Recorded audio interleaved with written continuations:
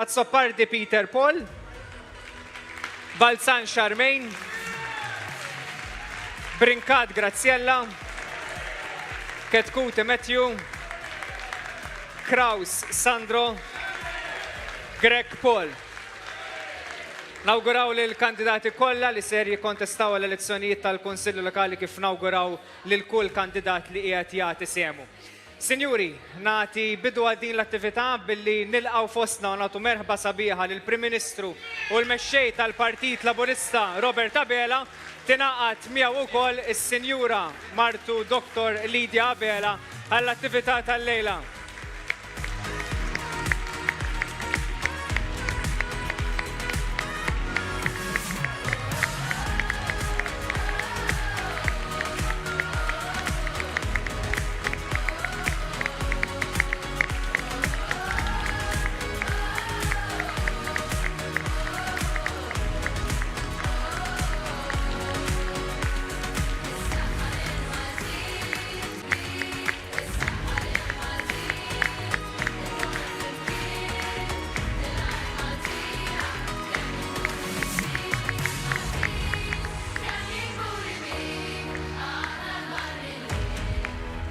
Sinjuri, l-attività tal-lejla fost in-nies kull nhar ta' ħamis inżinna fost in-nies bħal kull attività oħra, però dawn ikollhom format kemm xejn differenti.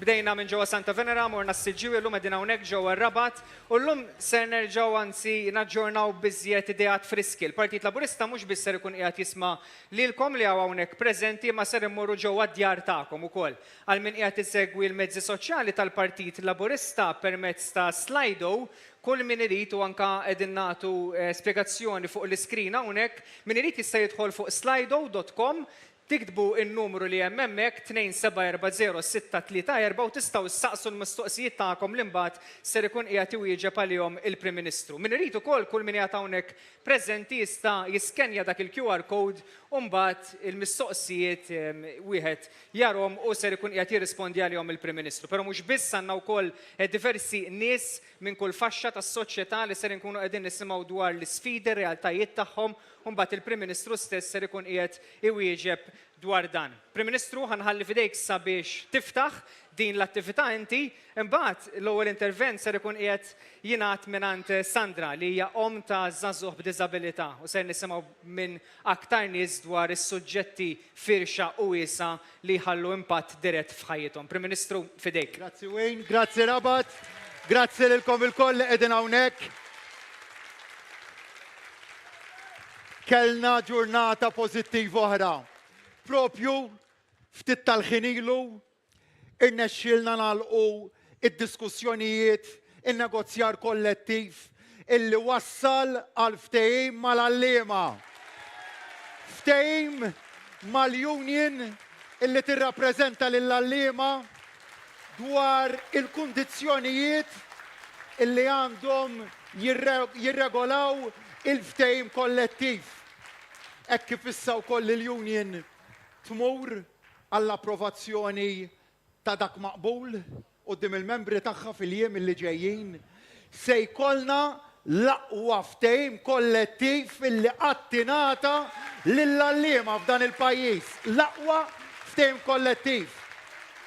Kundizzjonijiet tax-xogħol b'saħħithom, żidiet b'saħħithom, hawnhekk ukoll nixtieq nirringrazzja lill-MUT tal-kollaborazzjoni tagħha, dak meta inti twassal għal dialogu li jkun wieħed kostruttiv. Dak ukoll meta tkun tajt kelma fil-manifest elettorali illi se ssaħħaħ il-kundizzjonijiet tal-għalliema u tkun determinat illi twassalha. U propju f'da sentejn illi għaddew saħħaħna bil-qawwa il-kundizzjonijiet tax-xogħol ta' tant u tant ħaddiema. Imma enfasizzajna 3 kategoriji illi nemmen illi huma kruċjali biex ikollna soċjetà b'saħħitha, biex ikollna pajjiż b'saħħtu. Qed nitkellem fil-qasam tas-saħħa fej tajna ftehim kollettiv mill-aktar b'saħħtu lin-nurses u lill-qwiebel ta' dan il-pajjiż. Qed nitkellem fil-qasam tas-sigurtà fej tajna ftehim kollettiv mill-iktar b'saħħtu lill-pulizija tagħna.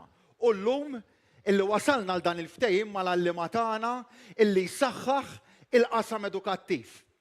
U nixtieq intenni messaġġ ta' gratitudni lill-allima tagħna. Vera, se jkollna ftehim kollettiv li forsi min huwa mdorri fil-prassi industrijali, fin-negozjar kollettiv. Se jgħidilna tajtu ftehim illi jisboq bil-ħafna dak li huwa tradizzjonalment mistenni fi ftehim kollettiv. Imma kienu żidiet illi nemmnu bis-saħħa fihom. Għaliex nemmnu fl-edukaturi tagħna. Grati lejn l-edukaturi tagħna tad-dedikazzjoni tagħhom, grati għaliex qed jibnu ġenerazzjoni ta' żgħażagħ b'saħħitha li se tkun tfisser is-sinsla ta' pajjiż b'saħħtu. Għalhekk illi nemmen illi kull żieda li ngħatat lill-edukaturi tagħna hija waħda mill-iktar mistħoqqa. U dak tal-lum huwa raġuni oħra għala fit-8 ta' Ġunju għandna nagħtu vot b'saħħtu lill-kandidati kollha tal-Partit Laburista kemm għall-elezzjonijiet tal-Parlament Ewropew kif ukoll għall-elezzjonijiet tal-Kunsilli Lokali għaliex vot b'saħħtu lill-Partit Laburista ifisser titjib b'saħħtu fil-kundizzjonijiet tax-xogħol tal-ħaddiema tagħna.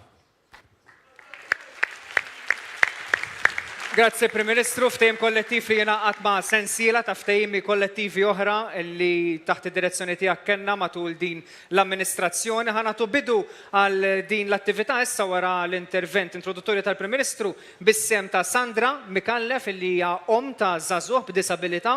Wara għandna intervent ieħor u mbagħad mill-ġdid nerġa' nistieden biex dawk li qegħdin isegwu fuq il-mezzi soċjali iħallu l-interventi tagħhom. L-interventi tagħhom mid-djar u mbagħad ser ikun qiegħed jirrispondi għalihom ukoll il-Prim Ministru u dawk ser nkunu qegħdin immorru għalihom wara l-interventi tal-udjenza li għandna magħna hawnhekk illum. Sandra, nħalli fidejk. Jiena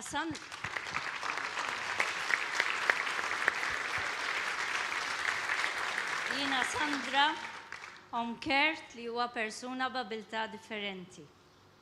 Grazzi Prim Ministru u grazzi lit-tim tiegħek tal-opportunità li żgħażagħ bħal Kert isibu fid-dinja tax-xogħol. Bla għajnuna tas-support tal-personal assistant, Kert imur fuq il-post tax-xogħol, kif ukoll joħroġ mal-kollegi tax-xogħol tiegħu. Gvern Laburista bena skema li qed jagħti opportunità li l-Kert jaħdem u jieħu l-benefiċċji tad-diżabilità wkoll.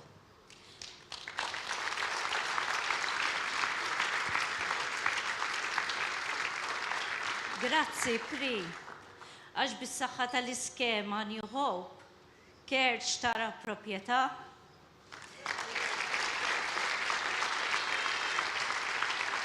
u jħares il-qudiem biex ikun indipendenti u jkollu s-servizz tas-support tal-personal assistant. Grazzi minn qalbna.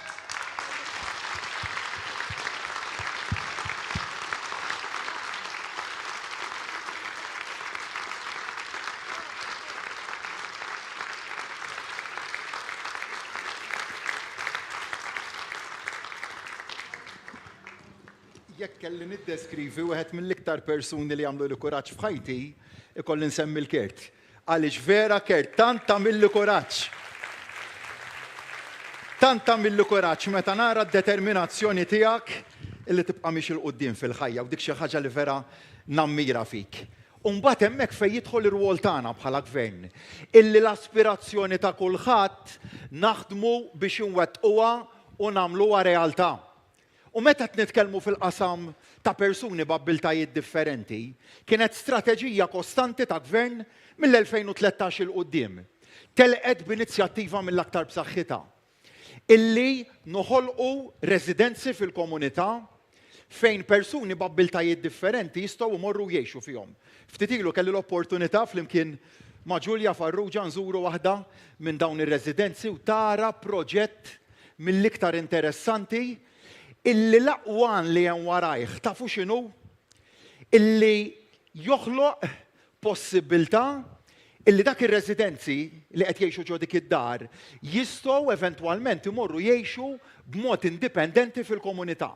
Wieħed mill-għanijiet ewlenin ta' dan id-djar. U tar hemmhekk kemm il-proġett soċjali jista' verament jagħti tama ġdida lil tantu tant persuni. Ekku koll l-iskema New Hope.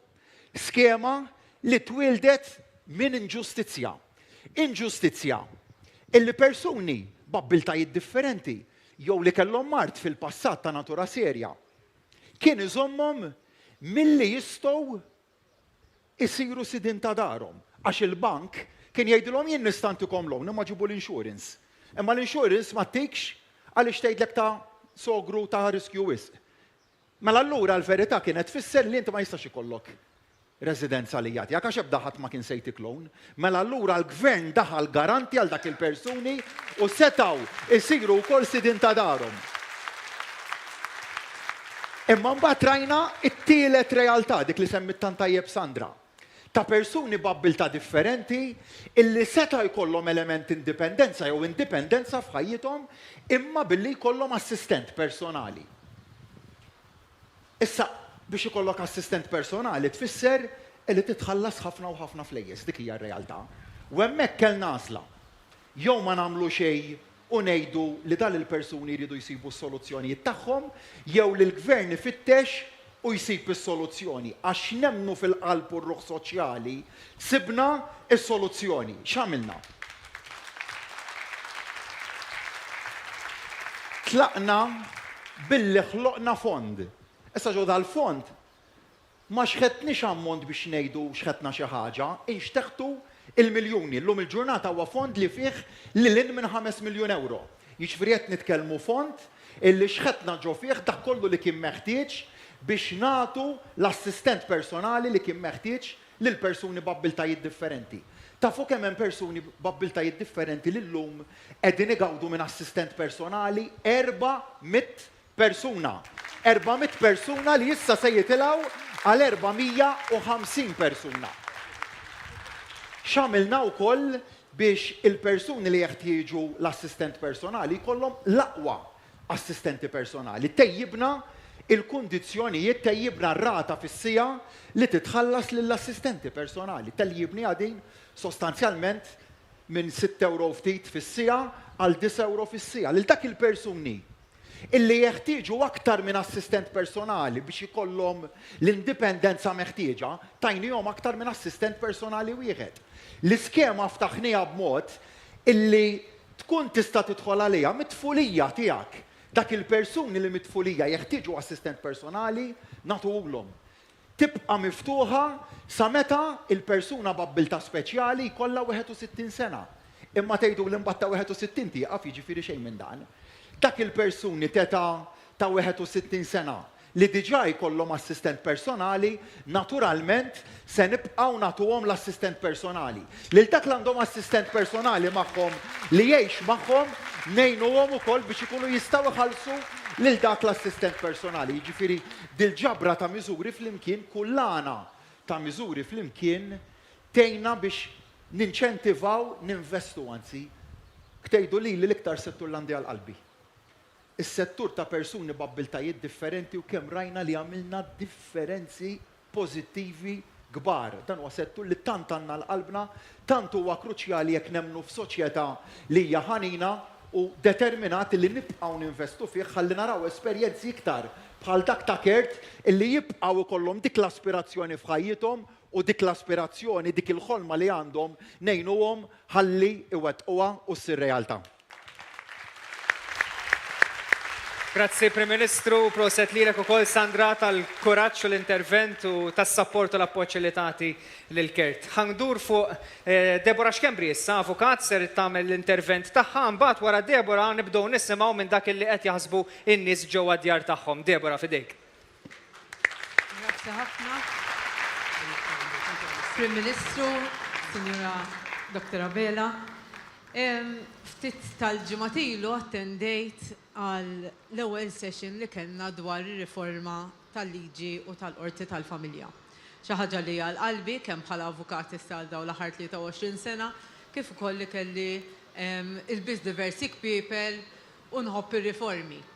Waħda mill-iktar affarijiet li nixtieq nirringrazzja dan il-gvern għaliha hi illi meta bdiet il-konsultazzjoni ma kienx hemm dokument lest u mbagħad ġejna l-konsultazzjoni.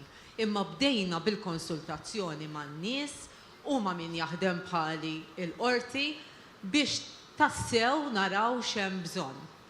F'dawn is-snin għax l-aħħar riforma li saret fil-qorti tal-familja kienet madwar 22 sen ilu, sirna nafu x'hemm intoppi f'din il-liġi, naħdmu biha kuljum u hemm ħafna affarijiet jitranġaw. Kulħadd b'xi mod jew ieħor imiss mal-qorti jew xi ħadd għandu t-tifla jew xi ħadd għandu t-tifel qed jissepara u nistgħu nħossu anke aħna fil-offiċini tagħna id-dbatija tan-nies. Id-dbatija tan-nies illi jsibu sistema ma' wiċċhom illi ddum, sistema illi xi kultant tispiċċa tieħdok il-qorti meta li kieku isiru anki dawn ir-riformi nistgħu naħsbu ftit iktar biex nagħmlu separazzjonijiet b'mod bonarju, inħarsu lejn drittijiet illi ntuhom fi stages differenti, nippruvaw insaħħu anki l-familja qabel nibdew naraw nisseparawx għaliex huwa importanti li ngħidu illi l-medjazzjoni kif in illum għandha rwol illi iħares kemm lejn suppost inti qed tara medjatur biex jirranġa dak li jista' jirranġa, ma l-istess medjatur ħajkun il-medjatur illi ħajjejnek taqsam lassi, tifret lassi, u għandu dual role. Naħseb illi hemm bżonn ta' stages differenti. Ħadd gost illi nara ħafna nies li ħadu sehem f'din il-konsultazzjoni pubblika u smajna u samna l-konsultazzjoni pubblika f'diversi aspetti. Kemm irridu nħarsu lejn min ħajjieħu benefiċċju minna di, għandek ir-raġel u l-mara, għandek l-uliet, għandek ukoll in-nanniet. Dawn huma tal-periferija, imma naħseb illi rridhom intuhom iktar importanza. In-nanniet inħallu ħafna tfal magħhom, inkunu nistgħu nkomplu l-karrieri tagħna m'għandhom bżonn daqsxejn iktar drittijiet. Meta tkun qed issir riforma wkoll hija importanti ħafna u naħseb illi dan ser ikun qiegħed isir għaliex tkellimna dwarha inħarsu mhux biss lejn min se jużufru wixxi minnha din ir-riforma in-nies, imma nħarsu wkoll li meta nkunu qegħdin nagħmlu riforma ma nabbux il-kamp tal-ġustizzja b'wisq red tape, b'wisq burokrazija. U allura meta naslu għall-istadju tal-qorti tal-imħalfin, hemm bżonn li jkun hemm ukoll qorti speċjalizzata xi ħaġa li inħoss minn qalbi li għandha ssir fil-qasam tal-familja. Min jaħdem bħali fil-kamp tal-familja mhux qed jaħdem f'kamp ieħor ċivili jew f'kamp kriminali, huwa kamp speċjalizzat ħafna. U għandna bżonn ukoll ħafna tagħlim. Mhux biss fis-settur tal-avukatura, imma anke tal-ġudikatura. Hemm issues li dejjem jinqalgħu u li huma ġodda, waħda mill-affarijiet li hi mhux invoga ta' ma sfortunatament iktar preżenti magħna llum il-ġurnata hija parental alienation li naf li hemm ukoll il-kummissjoni li qiegħda taħdem dwarha. Qegħdin narawha ħafna iktar isseħħ. Hemm bżonn ta' ħafna iktar knowledge għaliex hija waħda minn dawk is-suġġetti li n-nies jaħsbu li jafu fuqha. Però tant hemm underlying factors, tant hemm expertise li hemm bżonn li anke l-ġudikaturi tagħna għandna bżonn li jkollhom ftit ta' background iktar dwaru. Nirringrazzjak ta' din ir-riforma wara dawn is-snin kollha u inħossni kburija li nagħmel parti wkoll minn dan is-settur illi jista' jgħin ħafna nies. Grazzi ħafna. Vera ftit ħanajt għaliex Debora ġabret tista' tgħid il-punti illi nislu l-ħsieb tagħna li nidu dir-riforma. Però l-iktar punt illi xtaqt nenfasizza dwaru huwa x'wassalna biex nagħmluha. L-aċċa r-riforma. Jiġifieri kif qalet tant tajjeb Debora qabli 22 sena f'qasam illi qed jinbidel kontinwament minħabba l-bidliet fis-soċjetà, fejn il-volum ta' xogħol sfortunatament qed jiżdied f'dal-qasam, imma l-22 sena ma saret ebda riforma sostanzjali fih.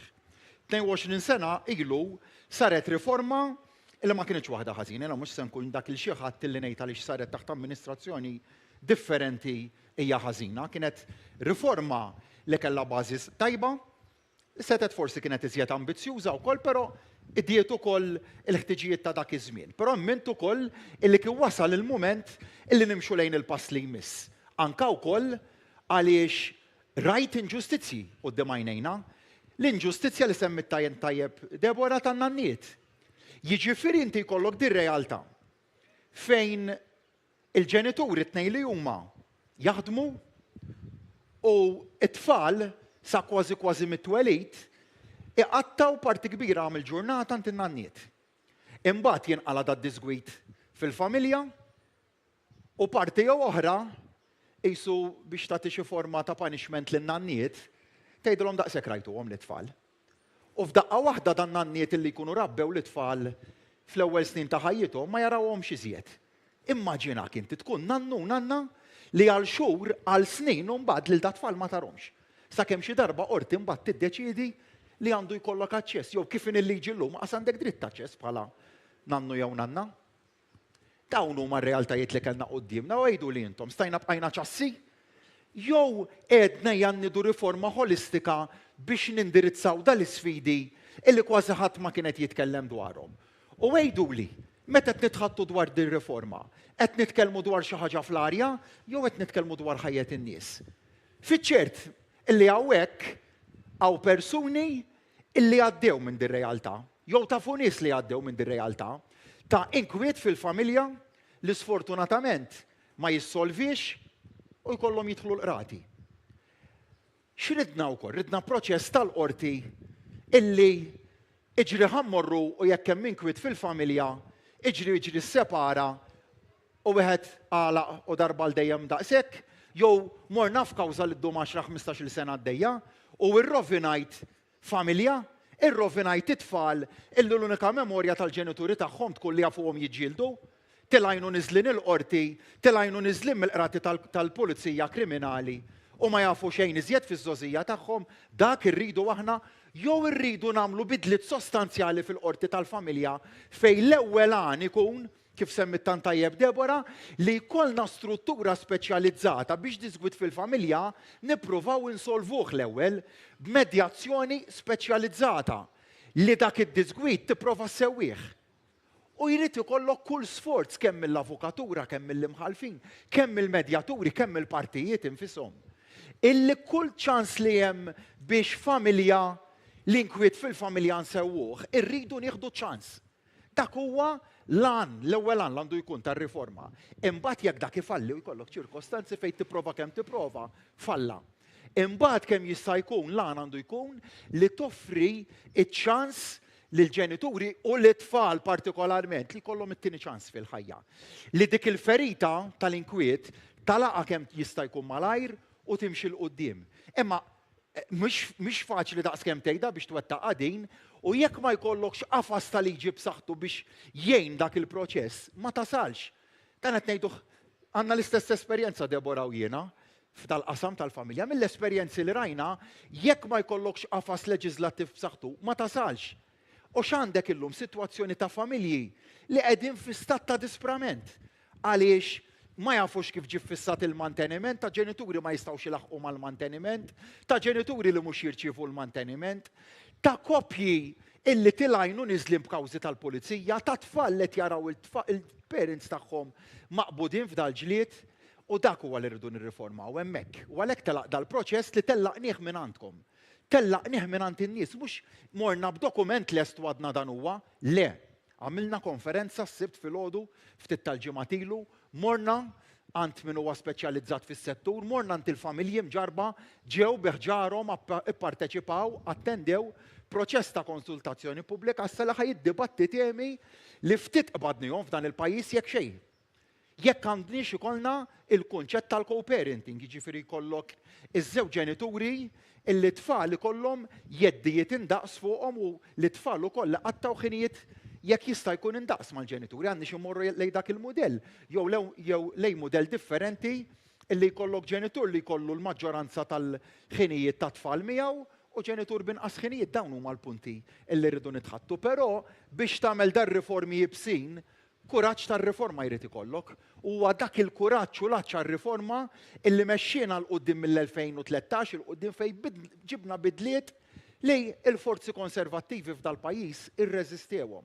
Aħna kellna l-kuraġġ li nbidlu, illum il-ġurnata hemm realtajiet oħra, però dak l-aċċ għal-bidla jibqa' wieħed kostanti u din ir-riforma propju turi dak il-kuraġġ li nibqgħu nġibu riformi fl-aktar setturi sensittivi. Missejna s-settur ta' disabilità, missejna s-settur tal-familja, issa ħana raw ftit qed jaħsbu n-nies minn ġewwa djarhom permezz ta' Slido u mill-ġdid ukoll nerġa' nfakkar għal min jixtieq jipparteċika kemm intom li hawn hawnhekk preżenti fostna u nkella minn ġewwa djar kemm teħtlu fuq il-mezzi soċjali tal-Partit Laburista fuq il-paġna tistgħu jew tiskenjaw il-QR code jew inkella teħtlu slido.com u ddaħħlu n-numru indikat fuq l-iskrin. Ħana raw ftit qed jaħsbu n-nies minn ġewwa djarhom mbagħad Prim Ministru ħan nistiednek sabiex tirrispondi dwar mistoqsija minnhom. Se jkun tistil ftehim tal-MUT kienet waħda minn dik li diġà indirizzajna fl-intervent introduttorju tiegħek. It-tieni mistoqsija tolqot is-saħħa mentali. Prim Ministru ftit ilu għaddejna minn sitwazzjoni ta' saħħa mentali fil-familja. Illum nitkellmu ħafna dwar servizzi ta' saħħa mentali, imma nixtieq nistaqsi dawn kif verament qegħdin jgħinu. Nitkellem mill-esperjenza li xaddejna minn żmien diffiċli ħafna. Grazzi. Mbagħad hemm mistoqsija oħra li tolqot it-trakka tal-karozzi nistgħu forsi mmorru għaliha iżjed tard ħanibdew mis-saħħa mentali, suġġetti li jolqot ħafna nies huwa tematiku hija xi ħaġa li xi ftit jew wisq tolqot lilna lkoll. Prim Ministru ħalli fidejk. Grazzi Wayne. Tema illi tolqot lill-eluf ta' persuni f'pajjiżna. U tema li l-esperti fil-qasam jgħidulek illi mill-pandemija l-qoddim telet il-fuq sostanzjalment. U sostanzjalment qed nitkellmu percentaġġ qawwi ħafna. Mhux xi ħaġa li waqfet mal-pandemija, ma xi ħaġa realtà illi baqgħet titla' l fuq. U meta konna din nitħattu dwar l-istrateġija, ħadna snapshot tas-sitwazzjoni kif kienet. Kellna sitwazzjoni fej investejna bis-saħħa f'Monte Carmeli, fir-ristrutturar tiegħu, f'refurbishment. Però kellek realtà waħda, fatt wieħed, illi ma stajniex nelbuh. L-istigma. L-istigma marbuta ma' dan is-suġġett illi tipprova kemm tipprova biex tkissirha, b'saħħitha illi dik l-istigma kienet se tkissirha. Li mmorru kontra dak li kulħadd kien qed jaħseb li se nagħmlu. Jiġifieri li nagħlqu l-Isptar Monte Carmeli. Morna f'direzzjoni illi ħadniha wara ħafna diskussjonijiet mal-esperti, mal-psikologi, mal-psikjatri, imma ħadna d-deċiżjoni kuraġġuża illi l-Isptar Monte Carmeli jingħalaq. Imma tgħidu li disa solvi kollox u mbagħad anzi. Dik hija l-ewwel deċiżjoni li tittieħed. U x'għamilna mbagħad? Mal-mument li ttieħdet dik id-deċiżjoni kien hemm it-tieni deċiżjoni li kellha tittieħed x'se jiġri mill-pazjenti illi hemm bħalissa fl-Isptar Monte Carmeli. U hemmhekk ittieħdet deċiżjoni wkoll deċiżjoni li se tkun qiegħda tiġi implementata minnu fih u minnu fih qed ngħid issa jiġifieri fi żmien li ġej. Fejn 120 pazjent li huwa stabbli ġewwa l-Isptar Monte Carmeli se jkunu qegħdin jinħarġu minn dan l-isptar jimxu lej faċilitajiet speċjalizzati fil-komunità magħhom se jkun hemm ukoll il-ħaddiema li jaħdmu fl-Isptar Monte Carmeli, l-esperti li jaħdmu fl-Isptar Monte Carmeli li se jimxu lejn dan ir-residenzi u se jkunu qegħdin jaħdmu magħhom. Dik hija l-ewwel parti li se nkunu qegħdin naħdmu fuq. Għat-tieni parti, il-ftuħ ta' ward għal kura għal saħħa kuta mentali ġewwa Mater Dei stess fejn ħajkun qiegħed jilqa' 30 pazjent hemmhekk. Mela dik hija t-tieni parti tar-riforma li se nkunu qegħdin nagħmlu. It-tielet parti mbagħad u t-tielet parti li se tkun waħda ambizzjuża ferm. Il-ftuħ ta' unit ġdida ġewwa l-Isptar Mater Dei, investiment hemmhekk ta' 33 miljun euro li fih se jkun qiegħed jilqa' 128 pazjent għal kura tas-saħħa kuta fejn jidħol is-saħħa mentali. Dik hija l-istrateġija kif qegħdin narawha, imbagħad ukoll l-enfasi tal-kura fil-komunità. X'għallmuna l-esperti f'dan is-settur? Għallmuna illi kemm jista' jkun l-istrateġija għandha tkun illi toħroġ il-kura tas-saħħa mentali fil-komunità. Dalgħodu kelli l-opportunità f'żjara li kelli f'Raħal ġdid żorna il-ħabb tas-saħħa ġdida, proġett eċċezzjonali, il-ħabb Ċensu Mowran, fejn f'taħdita li kelli mas-sindku hemmhekk spjega wkoll kif ġewwa Raħal ġdid stess bħalissa għandek unit li huwa speċjalizzat li jinsab biswit iċ-ċentru tas-saħħa li jilqa' aspetti ta' saħħa mentali. U dawn dal-esperimenti, dal-proġetti li telqu bħal esperimenti llum huma fully fledged ta' kura tas-saħħa fil-komunità huma dawk li l-psikjatri tagħna qed jgħidulna li għandu jkun il-mudell tal-kura fis-saħħa mentali. Ġifieri tant każijiet illi tista' tilqalihom fil-komunità u dak il-pazjenti li jirċievu l-għajnuna fil-komunità persentaġġ qawwi ħafna minnhom, qawwi ħafna qed nitkellmu mad-90% tagħhom li ma jkollhomx il-ħtieġa li jirrikorru għall-isptar. Ara kemm huma proġetti ta' fejda daw fil-komunità u li setant jgħinu biex anke l-kunċett tal-istigma inkunu nistgħu nirreżistuh. Però li nista' ngħid huwa li l-qasam tas-saħħa mentali qed nagħtuh dik il-priorità kbira illi jeħtieġlu. Nemmen ukoll li fadlilna x'nagħmlu. Jiġifieri llum tħaddid dwar l-istrateġija, tħaddet ukoll dwarha il-Ministru ġew Etienne Bela f'dawn l-aħħar jiem, hemm ħafna u ħafna xi jsir, għamilna ħafna wkoll fosthom insemmi l-kunċett tal-helpline li għamilna kien wieħed li kien effettiv ħafna, nemmen ukoll li iktar ma ninvestu f'dan is-settur, iktar se nuru mhux biss kemm għandna viżjoni fil-qasam tas-saħħa, imma kemm qegħdin nagħtuha priorità u kemm dan is-settur nagħtuh dik l-importanza li hija meħtieġa biex verament nagħtu l-aqwa servizz lill-pazjenti tagħna. Qed noqgħdu ħafna suġġetti u temi differenti, diżabilità, familja, qed wkoll is-saħħa mentali qabel ma nkomplu nisimgħu minn iżjed nies hawnhekk fostna fl-udjenza. Ħandur fuq il-mistoqsija li kellna fil-bidu wkoll it-trakka tal-karozzi Prim Ministru jekk naħsbux fiha biss meta tkun ġejja l-elezzjoni. It-trakka tal-karozzi se ssir, ħankun ċar ħafna u ħanitkellem mod konkret. Telaq il-proċess quddiem l-awtorità tal-ippjanar, nibdew bil-parti ta' drag racing, fondi allokati, 16 miljun euro allokati għat-trakka, kien fiha l-komplikazzjonijiet, ma kienx proġett illi ħatamlu f'sekonda. Għaliex? Għaliex ir-realtà uriet illi fejn hemm is-sit ta' fejn se ssir it-trakka kellek proġetti ta' kumpaniji privati li kienu qegħdin jaħdmu. Mela allura ridna nitilqu mill-punt fejn insibu siti alternattivi għal dal-kumpaniji. Kien hemm diskussjonijiet intensi anke minn naħa Indis Malta, wasalna. Wasalna biex jipprovdejna siti alternattivi għal dan il-kumpaniji. Illum il-ġurnata diġà beda proċess ta' tindif ta' fejn se ssir it-trakka.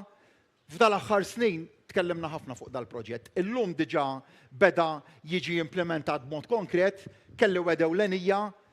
Di l-ewwel wieħed dilettant ħafna tal-motorsports. Naf kemm hawn dilettanti tal-motorsports ġewwa pajjiżna, naf kemm din hija l-ħolma tagħhom dan il-proġett, naf kemm għandna dilettanti li huma professjonisti fil-verità f'dan is-suġġett u ridna ntuhom din il-faċilità. Hija faċilità li nemmen li tixraq ħafna lil pajjiżna.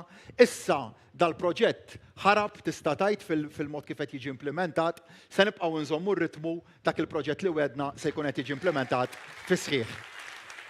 Sa dan it-tant se nduru issa biex nisimgħu mill-udjenza li hawnhekk. In the meantime inħeġġiġkom biex tkomplu ssaqsu l-mistoqsijiet tagħkom kif rajtu fuq l-iskrin ukoll kien hemm iktar mistoqsijiet li bdew jitilgħu u dwar dan se iwieġeb il-Prim Ministru iżjed tard. Iżjed ma nkunu konċiżi, iżjed nagħtu ċans lil kulħadd sabiex jagħmel il-mistoqsijiet tiegħu. Ħandur fuq Mary Kallus, residenta minn San Ġwanna l-mistoqsija tagħha. Mary.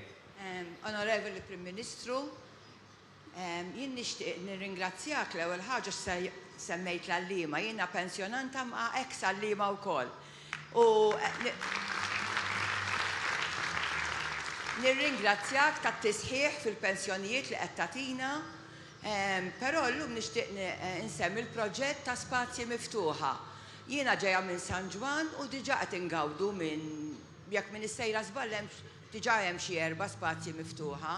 Il-familji m'għandhom bżonn jużaw karozzi biex imorru jqattaw xi ftit ħin liberu ma' tfal jew maż-żgħażagħ tagħhom, allura qed nibżgħu wkoll għall-ambjent b'dan il-proġett. Nixtieq nirringrazzja wkoll il-kunsilli li qed jgħinu wkoll lill-Gvern biex dan il-proġett jimxi l quddiem, però qed inħarsu issa bħala residenta ta' San Ġwan se nitkellem għal proġett kbir li se jkollna fiċ-ċentru tal-post li ħajjagħmel uplift kbira lil-raħal tagħna. Nirringrazzjak. Fl-2022 tellaqna kampanja elettorali bit-tnedija tal-ewwel wieta u batna messaġġ fil-fatt li għażilna propju t-tema ambjentali bħala l-ewwel proposta mit-top 10 dakinhar. U kienet propju din dal-investiment fi spazju ħodoru miftuħa illi kien l-ewwel weda illi wettaqna dakinhar għax ridna nibgħatu messaġġar tal-prijoritajiet tagħna fejn qegħdin.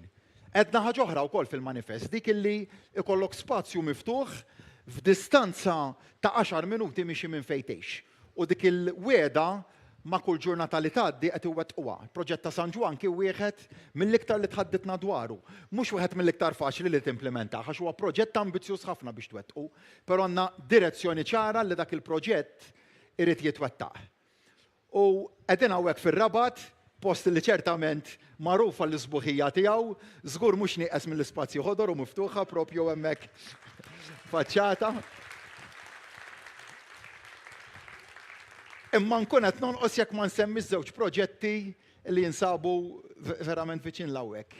Konserterja ta' Taqali, il-proġett sħiħ ta' Taqali, proġett mill-isbaħ illi kellna l-opportunità li nkomplu ninawguraw propju fil-jiem li għaddew ħolmatijin illi kellu ftit sfidi mhux ħażin għax immaġinak ikollok fabbrika tal-konkrit, fabbrika li kienet tintuża għar-rimi tal-iskart industrijali u jkollok għażla. Jew tidħol bis-saħħa ġo fiha u tgħid irid nagħti l-ikbar spazju miftuħ li għad għandna sallum il-ġurnata lil-Lawċin u l-Maltin, jew toqgħod ċass, l-għażla kienet ċara, deċiżjoni ċara favur spazju miftuħ għall-familji tagħna. Issa l-proġett li jmiss mhux wisq il-bot minn hawnhekk ukoll dak ta' Witinċita, proġett mill-iktar sabiħ illi fix-xhur li ġejjin se nkunu qegħdin niftħu għażla bej artijiet tal-gvern f'siti primi bl-ogħla valur. Naslu li nħorġuhom b'tender biex jiżviluppahom il-privat jew nagħtuhom fi spazju ħodoru miftuħa. L-għażla lina kienet ċara. Ftit tal-ġimgħat ilu f'San Ġiljan nidejna proġetti li ngħid iktar minn proġetti huma għażliet. Għażliet fejn art f'San Ġiljan fost oħrajn li kellha valur ta' 9 miljun euro li kieku ħriġni għall-privat għall-spekulazzjoni, għall-iżvilupp. Għażilna b'mod ċar illi nagħtuha lir-residenti ta' San Ġiljan biex fiha jsir ġnien spazju miftuħ fejn il-familji tagħna jmorru u jirrilassaw mal-familji tagħhom. L-istess deċiżjoni ħadniha f'tliet irħul oħra ġewwa pajjiżna. Dak huma l-għażliet li rridu nagħmlu. Il-bilanċ illi dejjem tkellimna dwaru li jrid jinħoloq bejn żvilupp li jkun wieħed sostenibbli u spazji miftuħa. Proġetti oħrajn, insemmi dak ta' Benajsa, insemmi l-park ta' San Clement, żewġ proġetti mill-aktar sbieħ li wkoll kienu għażla. Benajsa ta' qabilna rridu jwessaw il-Freeport. Aħna żilna li nagħtu park lin-nies. L-istess inizjattivi oħra ta' Project Green. Għażliet fej semmorru għand il-privat, nixtru ġonna minn għand il-privat, artijiet minn għand il-privat, u dak l-artijiet niftħuhom għan-nies biex ikunu jistgħu igawduhom fit-tmiem il-ġimgħa, fit-tmiem ġurnata ta' xogħol, flimkien mal-familji, flimkien mat-tfal tagħna. Dak huwa il-bilanċ li rridu noħolqu. U meta nitkellmu dwar spazju ħodor b'mod konkret qegħdin iwettqu dak illi wedna. Għaliex ukoll nemmen illi għandna xewqa ta' dan il-poplu, xewqa ta' bilanċ illi jrid jinħoloq u b'dal proġetti nemmen illi nistgħu nagħmlu fatti b'mod fatwali, irresqu dal-proġetti l-qoddim hemm tantu tantx nistgħu nagħmlu. Qed nitkellmu dwar għexieren ta' proġetti li qiegħda taħdem fuqhom. Project Green kellna fażi ta' pjanar ta' dan il-proġetti issa din naslu għal fażi tal-implementazzjoni b'mod konkret ta' dan il-proġetti li nemmen se jagħmlu differenza kbira fil-kwalità tal-ħajja tal-Lawċin u tal-Maltin kollha. Grazzi Prim Ministru, ħandur issa fuq Marija Camilleri, in the meantime nerġa' miġdiet nistieden ħankunu qed nagħmlu wkoll round ieħor wara ta' mistoqsijiet u nisimgħu iżjed dwar x'qed jaħsbu n-nies minn djarhom dwar xi jixtiequ jitkellmu, deħlin bosta mistoqsijiet dawk ser inkunu qegħdin indirizzawhom dalwaqt. Però qabel Marija Camilleri, pensjonanta ma' xorta waħda involuta fil-komunità. Marija, fidejk. Grazzi ta' din l-opportunità, nirringrazzjakom. Grazzi Prim Ministru, membri parlamentari, kull min qiegħed hawn insellimlu. X'kombinazzjoni qed ngħid. Mela inti qormi bħali. U s-sinjura toqgħod San Ġwan fejn noqgħod jien. X'kombinazzjoni. Ara kif ġi affarijiet. Naqbel ħafna mas-sinjura. fuq il-proġett ta' San Ġwan, imma jien marfek nixtieq nitkellem. Jien nixtieq nirringrazzjak minn qalbi tal-opportunità li tajtuni li għal dawn l-aħħar 7 snin ħallejtuni naħdem fuq l-età tal-irtirar. Edha l-qalbi ħafna, is-settur li naħdem fih jien huma l-anzjani li huma l-qalbi immens.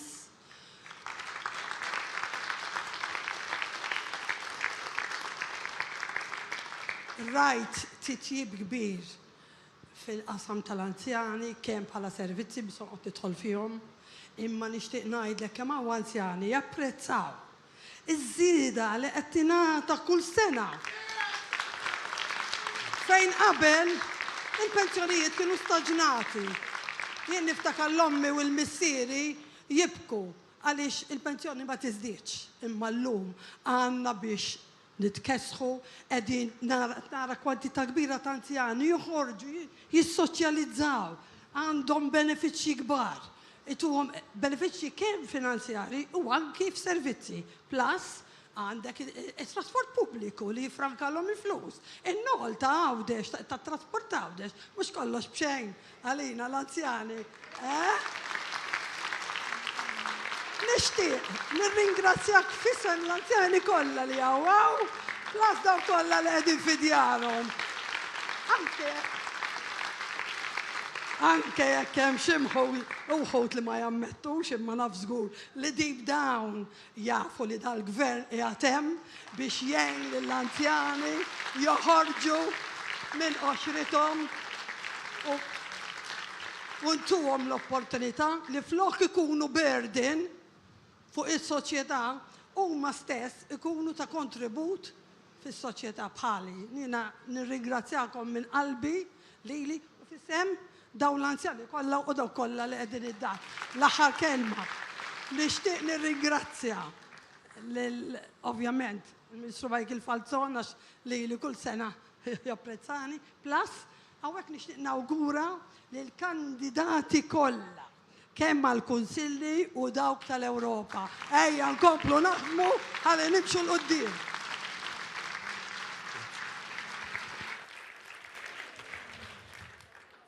Kemm qed nitkellmu dwar temi illi meta titkellem dwarhom iżda tasarhom flimkien, vera temi differenti, meta tasarhom flimkien jaqdu mal-kunċett tal-kwalità tal-ħajja.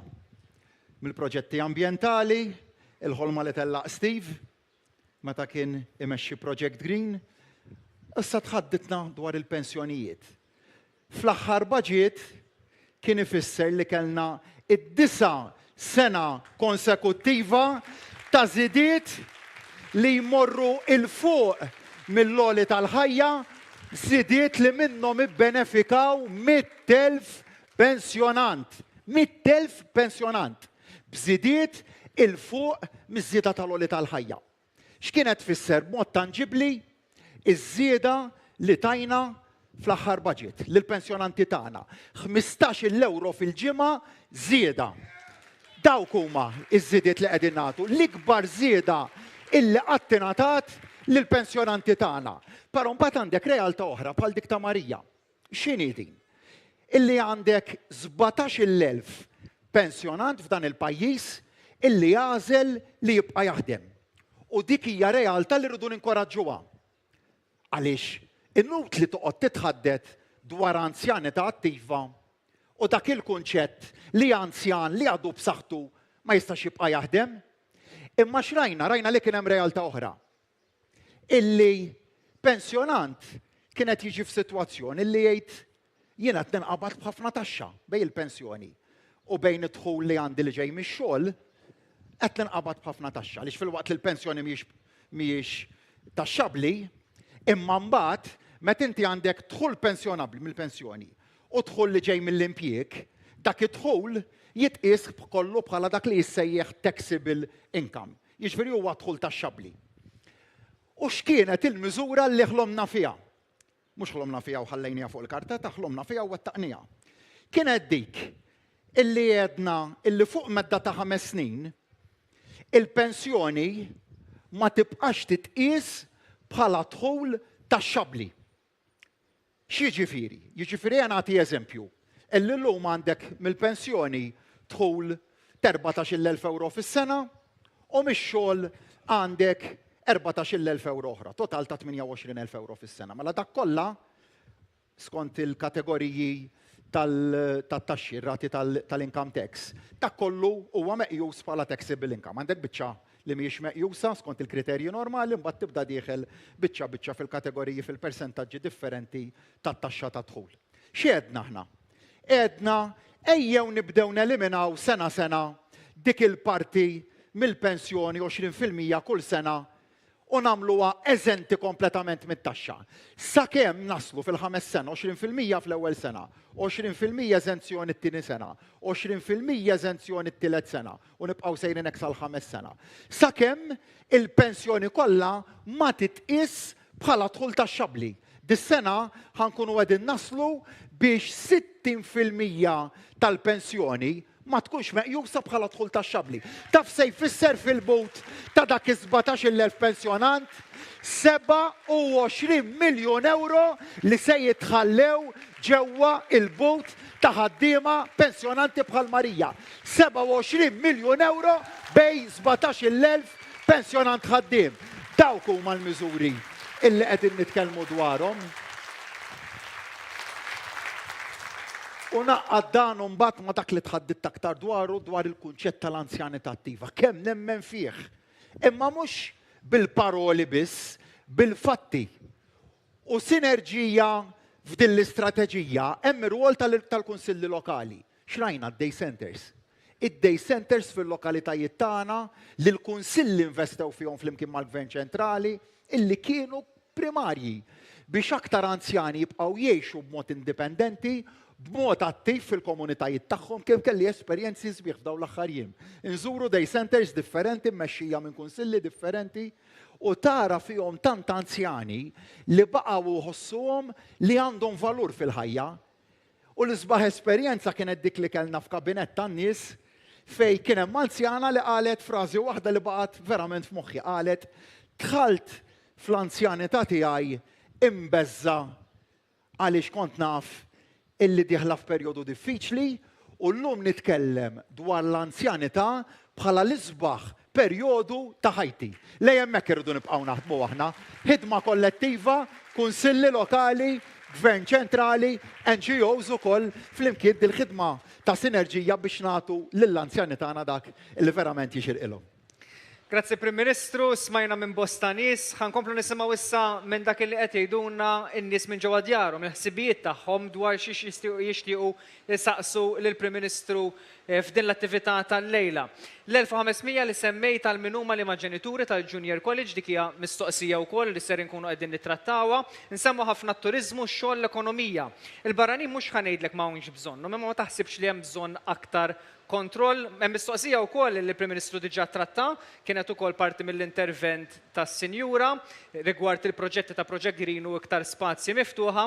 Prim Ministru, ħan nistiednek twieġeb dwar it-turiżmu, x-xogħol, l-ekonomija u żieda fil-barranin jekk hemmx bżonn iktar kontroll imbagħad immorru għal mistoqsija oħra minn dak li qed jgħidulna n-nies ġewwa djarhom. Ħammur mill-ewwel għat-tema li teħtieġ ħafna diskussjoni, il-kwistjoni tal-ħaddiema barranin.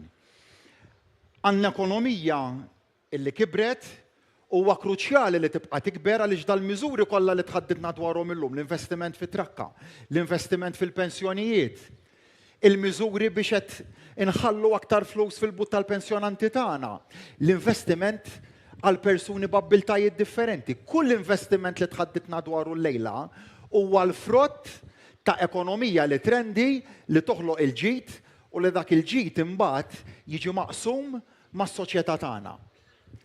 Il-fatt li l-ekonomija kibret fisser illi l-pajjiż jeħtieġ il-ħaddiema. Imma tgħidu li allura m'hemmx soluzzjonijiet, żgur u mhux forsi li s-soluzzjonijiet ma tfittixhomx billi tkun populist. Meta tkun populist, partikolarment meta titħaddem fuq persuni ta' nazzjonalità barranija fis-suq tax-xogħol, tkun diżonest. Min ikun populist u jgħid illi tal-pajjiż f'kull settur jista' jaħdem mingħajr ħaddiema barranin, ikun diżonest mal-poplu. Insaqsi fil-qasam tas-saħħa. Il-professjoni tan-nurses nistgħu naħdmu mingħajr ħaddiema barranin? Fis-settur tal-carers nistgħu ngħaddu mingħajr ħaddiema barranin? U r-risposti huma ċari. Però ma jfissirx li soluzzjonijiet m'hemmx. X'għedna aħna? Tkellimna b'mod populist kif għamel ħadd ieħor u għedna joqbadna xi narrattiva populista illi kieku kellha tiġi implementata pajjiż tkissru. Jew morna u għeddem ħtiġa ta' riformi u li dak ir-riformi bdejna wettquhom fil-prattika. Għażilna it-triq tar-responsabbiltà. X'għamilna? Insemmi r-riforma fit-temping agencies. X'inhu huma temping agencies? Huma dak l-aġenziji illi f'dal pajjiż għal dejjem ta' dejjem ħadmu bla qafas ta' regolamenti. L-aġenziji li jġibu l-ħaddiema minn barra l-pajjiż u li dejjem ħadmu kif derilhom jekk ridu jġibu 500 ħaddiem ġabu 500. Jekk iridu jġibu 700 ġabu 700 minn dejjem ta' dejjem. Irrispettivament minn x'kienet teħtieġ l-ekonomija tagħna. Aħna għadna full stop għal dik it-tip ta' attitudni u kellna l-kuraġġ għax għandna l-abtit tar-riformi illi ndaħlu riforma kbira f'dan is-settur qafas ta' regolamenti b'saħħtu li lan warajh kien illi nifirdu id-dilettant minn min huwa serju. Iżjed minn hekk illi dal-pajjiż fih jidħlu biss dak il-ħaddiema illi s-suq tax-xogħol jeħtieġ. Riforma li illum il-ġurnata tafu xi tfisser illi fej qabel kellek dal-aġenziji li qasbis kienu reġistrati. Illum tellaqna proċess fejn irreġistraw 34 aġenzija, applikaw 150 aġenzija. Kollha irridu joqogħdu ma' qafas ta' regolamenti strett ħafna. Min ma jobdiex titteħidlu l-liċenzja. ċari ħafna fuq dak il-punt. U biex tingħata l-liċenzja hemm proċess rigoruż ħafna. Ma jfissirx li kull min applika se tingħatalu liċenzja. Anzi, 34 bissa dom ġew approvati u kull min ġie approvat għadda minn test qawwi u qawwi ħafna. T-tieni riforma l-għamilna fil-qasam tal-white plates. Il-vetturi li għandhom il-white plate kellna sitwazzjoni realtà fis-suq illi kienet toħloq inġustizzja anke ma' ħaddiema barra Maltin u Awċin. X'għamilna? Għedna li biex issuq karozza tal-white plate anke fl-interess tas-sigurtà tal-passiġġiera jekk ma jkollokx liċenzja Maltija jew maħruġa minn stat membru Ewropew ma tistax issuq vettura bil-white plate. Mela dik kienet it-tieni riforma li għamilna. Riforma oħra li għamilna kienet f'kemm ammont ta' barranin jistgħu jgħixu fl-appartamenti.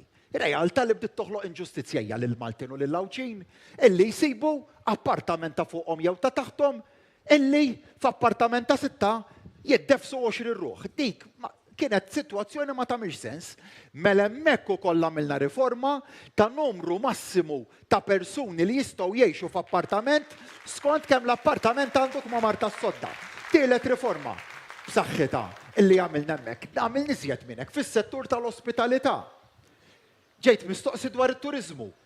It-turiżmu meħtieġ għal dan il-pajjiż. Qafas ekonomiku, qasam ekonomiku li għandna bżonnu. Imma jfisser li stajna naċċettaw sitwazzjoni fej kull min irid jaħdem fis-settur tal-ospitalità le. Mela hemmhekk fej introduċejna l-skills passport. Jiġifieri fej dak il-persuni li ġejjin minn barra minn pajjiżna u jridu jaħdmu f'pajjiżna f'dal qasam, irrid ikollhom livell ta' taħriġ, irrid ikollhom ċertifikazzjoni bl-skills passport. U jekk m'għandekx dak l-skills passport, ma tistax taħdem. Dak huma il-mod kif indirizzajna tal-isfidi. Il-5 riforma l-għamilna fil-qasam tal-food couriers, jiġifieri dak il-persuni illi iqasmu l-ikel bil-mezzi tat-trasport, hemmhekk ukoll għandna riforma illi fassalnija u implementajnija wkoll. Mela allura iva hemm x'tista' tagħmel biex tindirizza dan il-fenomenu, però mhux billi tkun populist, mhux billi tkun bħall-oppożizzjoni illi trewwaħ sentimenti populisti li ma' kull ġurnata li tgħaddi qegħdin narawhom jaħdmu kontra min iqajjimhom għaliex inti tkun fil-politika realistiku man-nies. Mhux populist, mhux billi tipprova tpinġi realtà li hija falsità mal-poplu, ma billi il-fatti tgħidhom kif huma, l-isfidi tgħidhom kif huma, u għal dak il-fatti kif huma toffri soluzzjonijiet tangibbli kif għamilna aħna. Grazzi Prim Ministru l-qatna suġġett ieħor finqas minn sija bej wieħed u ieħor irnexxinna 4 interventi minn fost l-udjenza hawnhekk u se nkunu qegħdin noqtu wkoll 4 interventi minn fost in-nies li qegħdin jgħaddu ħsibietom ukoll minn ġewwa id-djar tagħhom. Kien esperiment ukoll li provajna l-ewwel darba f'din il-kampanja jidher li ħadem kellna rispons pożittiv ħafna u daħlu ħafna mistoqsijiet u żgur mhux forsi li anke matul attivitajiet oħra nkunu qegħdin nindirizzaw aktar mistoqsijiet. Prim Ministru ħamorru għall-aħħar mistoqsija u nitolbok ma' din ukoll torbot il-kummenti konklusivi tiegħek li tolqot ukoll l-inizjattiva li ħabbart il-bieraħ ġewwa żjara li għamilt il-Junior College l-1500 li semmejt għal min huma li ma' ġenituri tal-Junior College se joħduhom. Prim Ministru, ġenituri li adottaw se nieħdu l-1500 euro tal-istudenti hija naturalment mistoqsija li tolqot l-istess suġġett u ħanħalli fidejk biex tikkonkludi. L-ħares ġviri, nalaq malaj l-ewwel l-aħħar domanda għall-ħares dal-pajjiż għad fadallu d-distinzjoni li kellna fil-passat, sfortunatament bejju li adottati u li naturali dik id-distinzjoni illa illi ġiet eliminata kompletament mill-qafas tal-liġijiet tagħna. 50 sen ilu l-periddu minn Kumintov kien introduċa Children's Allowance. Ara x'kuraġġ kellu dakinhar. U kienet tasal sal-età ta' 60 sena, ta' 16 sena, ta' 16 sena. U bir-riforma li għamilna l-bieraħ, dik l-età daħħalna miżur oħra fej fil-verità stendejna l-kunċett ta' support għat-tfal. X'qegħdin nitkellmu hemmhekk? Qed nitkellmu dwar riforma fejn ħankomplu niġġieldu il-fenomenu tal-early school leaving. Illi f'dal aħħar snin bil-miżuri li għamilna irnexxielna niġġieldulu bis-saħħa. Imma kellek dir-realtà wkoll ta' tfal li jgħalqu l-età obbligatorja u jkollhom għażla x'jagħmlu. Bejn min-naħa s-suq tax-xogħol jibda jiġbdek leħ biex tidħol taħdem fih kemm jista' jkun malajr, bejn ġenituri li jkollhom sfidi finanzjarji wkoll illi forsi ma jkunux jistgħu jagħtu dak l-appoġġ biżżejjed l-tfal tagħhom, sfida li rrakkontatili persuna llum security officer li ltqajt magħha fil-Pawla Health Hub illi qalt li jien naħdem u naħdem bis-saħħa bħala security guard, qalt li għandi żewġ titfal illi għalkemm illum bdew jikbru xorta rrid nibqa' nagħtihom is-support finanzjarju, qalt li u mhux ħanajdlek li m'għandi sfidi, qalt li ma ħaġġet il-phone u ritni messaġġ għalt li madni kif irċivejt l-ewwel 500 euro. Dik kienet xi ħaġa li verament hekk tferħek. U qalt li daw għalija jfissru differenza kbira. X'kienet l-għażla hemmhekk? Jew ma nagħmlu xejn. Jew ninċentivaw lil dawk l-istudenti tagħna illi jkomplu jistudjaw fl-età post-sekondarja. U għal dan il-għan daħħalna dil-miżura b'saħħitha ta' 500 euro, 500 euro u 500 euro oħra, 3 snin konsekuttivi ta' pagamenti għal total ta' 1500 euro li jitħallsu lil dak il-ġenituri li tfal tagħhom ikomplu jistudjaw feta post-sekondarja. Meta titkellem dwar il-valur li għandha l-edukazzjoni f'pajjiżna ma tgħidux bid-diskors imma timplementaħ bil-fatti. Meta nitħattu dwar l-edukazzjoni bħala l-iprem ċavetta tal-mobilta soċjali, tinvesti fiha l-edukazzjoni u l-edukazzjoni nibqa' nemmen u naqqat ma dak lat fil-bidu dwar it-tisħiħ tal-kundizzjonijiet tax-xogħol tal-allima tagħna. Jekk inti verament se timbotta l-kunċett il-qudiem tal-mobilta soċjali li jfisser li inti ġej minn fejn ġejt, twilit mill-liema familja twilit, l-istat obbligati tiklaqu opportunità biex inti timxi l-qudiem. Dak tagħmlu billi tinvesti fl-edukazzjoni bis-saħħa. U dik il-miżura tal-bieraħ li nidejna l-bieraħ kienet miżura li ħabbarna fil-budget. Imma li nidejni għal-bieraħ kien hemm qalilna ġiet elezzjoni qalilna l-bieraħ hekk qalulna. Aħna ninvestu fiż-żgħażagħ tagħna u ninvestu fl-edukazzjoni tagħna ma' kull xahar li jgħaddi. Għaliex konvinti mill-importanza tal-investiment fl-edukazzjoni, għalhekk anke fir-Rabat investejna bis-saħħa fi-skola, dawk huma l-investimenti li qed nagħmlu fiż-żgħażagħ tagħna, fit-tfal tagħna, għax irridu soċjetà illi tkun waħda b'saħħitha u l-investiment fl-edukazzjoni tagħna jagħti dik l-aqwa opportunità. Però f'dak kollu li tħadditna l-lejla, l-għażla issa jekk hux se nsostnu dal-livell b'saħħtu ta' investiment. Jekk hux se nibqgħu għaddejjin dil-politika progressiva ta' investiment fin-nies, ta' investiment fl-edukazzjoni, fil-pensjonijiet, fil-qasam ta' persuni b'abbiltajiet differenti, fil-proġetti ta' spazji miftuħa, fil-proġett ta' trakka, fil-proġetti ta' rinnovar ta' aktar skejjel, l-għażliet jekk se mmorru f'dik id-direzzjoni, jew jekk se mmorru fid-direzzjoni illi qed titkellem dwar l-oppożizzjoni, jekk hemm direzzjoni dejjem, jekk jew dik direzzjoni li użaw qabel l-2013 fejn l-unika reazzjoni tagħhom għal kull sfida li kellna kienet dik tal-austerità. L-għażla hija fidejkom. Fit-8 ta' Ġunju jekk tridu nibqgħu mixjin f'din id-direzzjoni li tħadditna dwarha l-lejla, l-għażla hija waħda u ċara.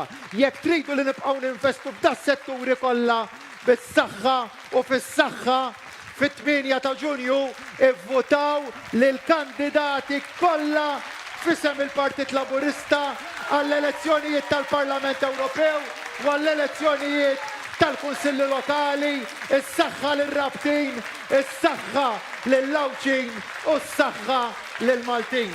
Grazzi lilkom il-koll minn qalbi. Grazzi ħafna, Prim Ministru. Nirringrazzjaw ukoll lilkom li naqgħu magħna hawnhekk ġewwa r-Rabat għal din l-attività. Nirringrazzja lin-nies kollha li taw is-sem tagħhom minn ġewwa djarhom b'aktar ħsibijiet. Dawk il-mistoqsijiet ser inkunu wkoll qegħdin indirizzawhom f'attivitajiet oħra. Grazzi mill-ġdid lilkom talli naqgħu magħna hawnhekk ġewwa l-lokalità tar-Rabat. Inħeġġiġkom biex tinaqdu mal-Prim Ministru għada ġewwa lokalità ta' Għawdex fejn hemm diversi irħula u bliet li ser ikun qiegħed iżur il-Prim Ministru l-qofol mbagħad ta' din il-kampanja nhar il-Ħadd ġewwa Ħalqormi b'Masreli indirizzat mill-Prim Ministru l-mexxej tal-Partit Laburista Robert Abela. Grazzi mill-ġdid tal-li kontu magħna u grazzi tal-merħba mill-isbaħ illi tajtuna hawnhekk ġewwa r-Rabat. Insellmilkom u grazzi.